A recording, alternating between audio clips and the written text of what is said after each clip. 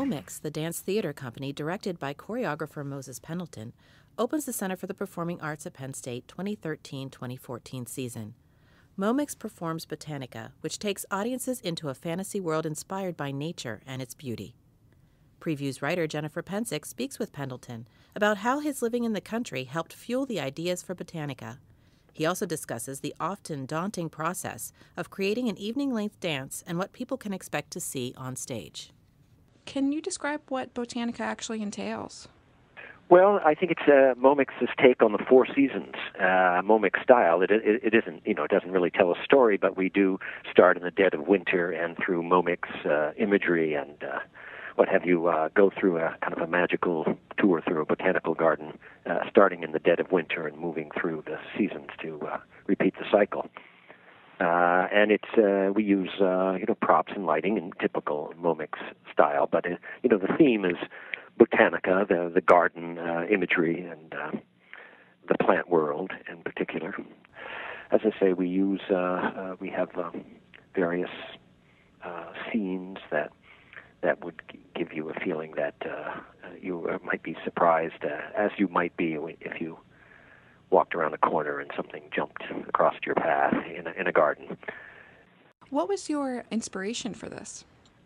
Well, I was born and raised on a farm, and I have the company is based in the country, and I'm very involved with gardening, and I'm kind of the avant gardener around here. I plant tens of thousands of sunflowers, and if I'm going to spend this kind of passionate time in the soil and what it brings out and all its magic, then I should try to find a way to translate some of that into dance theater form in terms of a new Momix show.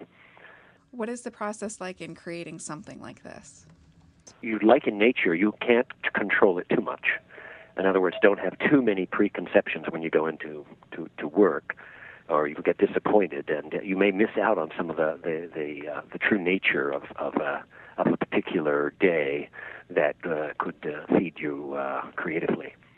So, I try to set up a situation in which, when we first begin to work on this, I perhaps bring in the vision as a director that we're going to do something about gardens and flowers, marigolds, sunflowers, something that would maybe begin in the winter. How could we create an icy landscape that begins to melt? And that kind of talk, that kind of imagery. Then we work together collaboratively to try to find some, and I think, a good way to describe it would be more like a painter or a sculptor. We try to create the image first and then apply music and move it through time and space and hence have it be choreographed. But it's working on the pictures first, or the sculptures, or the image, I guess. And that's a process in which a lot of trial and error and hit and miss. We videotape the improvisations, and then kind of in an alchemical way, we kind of distill and edit and begin to form a sequence, and then we put it on 3x5 cards and shuffle them around, and kind of like writing. We work in sections and then try to bridge them together with music and lighting, so that it moves seamlessly and then allows the audience hopefully to follow along. I know, for example, that Michael Curry, who co-designed the masks and the puppets for Broadway's The Lion King, did the puppets for Botanica. Can you talk a little bit about the team that's involved with this? Well, Michael did a few very lovely. We actually went up to his warehouse and found some kind of ideas just in his closet, and then we mixed them in and tried to, and he reworked them to make it work better as movement pieces. So we had some of that going. It wasn't exactly like he just brought the things in. A couple of pieces he had like these. He'd had a wonderful old. It was just the bones of a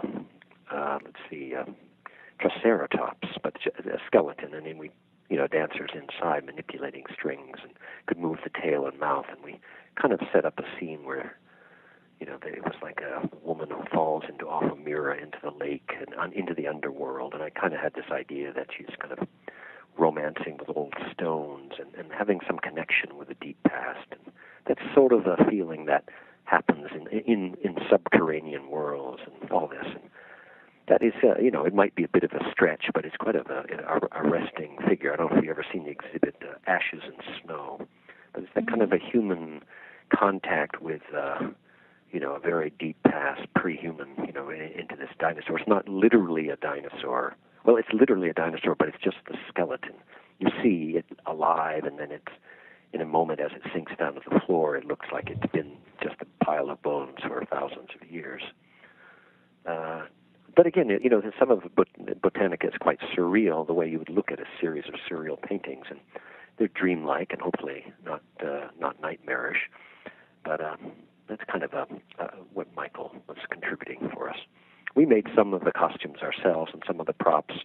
There's one that Michael may get credit for, but it's basically like 20-cent sewer pipe, flexible sewer pipe we got in the local hardware store, and we connected them to the arms and made some sculptures with that, and created a new way of moving by kind of losing the arms to these flexible tubes, and it kind of fulfills that image of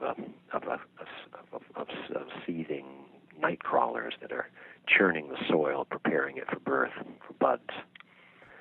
Is there something you want audiences to come away from Botanica feeling or remembering? I think if they come away with a little less gravity in their step, then it's been successful. I think it's quite inventive and imaginative, and it takes you on into another world. And as I say, it's we really try to paint pictures of how the world might be in a fantasy. We get enough of the dark side of the world. I mean, it's not all just have a throw a sunflower over your seat and have a nice day. There is some kind of tension in this, and storms and pressure in the piece. But I think mostly is that we hope the audience is engaged and they see something that they haven't seen before, and then we're not really trying to say that you should immediately go out and start shoveling in your garden, but I think it offers some magic and some poetry and some beauty that certainly I think an audience could benefit from. The world could, and it's part of our aesthetic, I believe. Making that contact with the human, with the non-human, and the plant and the animal, the mineral, seeing those connections through this visual, physical theater is something that we're attempting to do, and hopefully the audience will feel that. Momix performs Botanica September 12th, 2013 at Penn State's Eisenhower Auditorium. For ticket information, visit cpa.psu.edu or phone 1-800-ARTS-TIX.